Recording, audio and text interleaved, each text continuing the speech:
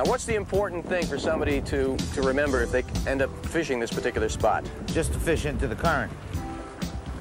And try and get as much of a vertical drop as you can with your lure.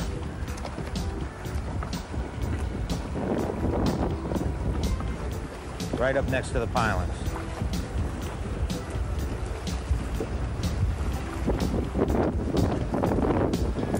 Now, I see a lot of people making the mistake of not fishing into the current. This is a tough current to keep the motor going with, keep the boat steady against.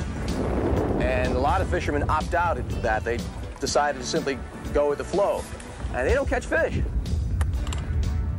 Why don't you come on up here? Well, I will as soon as I retie. I just had somebody steal my worm. Got one. Got one. Whoa. It's a Hudson River bass, and we're gonna catch a bunch as an American Fish Story presents Tidal Water Bassin' on the Hudson. This is Don Cobiella with an invite to join me and my guest, professional guide and fisherman Mike Zazuli, and let's start bassin' the tide. Except for the water birds, which know a good thing when they see it, and like these swans have made a comeback since we cleaned up the river, tidal waters are America's most underutilized and least understood bass fisheries. Surprisingly, since there's almost 90,000 miles of U.S. shoreline, just chock full of fresh and brackish water estuaries and sounds and rivers, all loaded with bass. But then maybe not so surprising. You see, if you asked for a tour of the Hudson River, we'd have to show you this.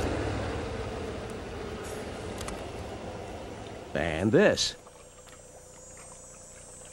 And this too. And more. Get the idea? It's loaded with almost too much. It's also loaded with stuff like structure and cover and bait and bass. Got one. As they feed to the daily rhythm of the rising and the falling tides.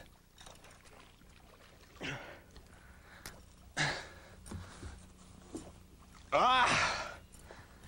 Nice. That's a good one.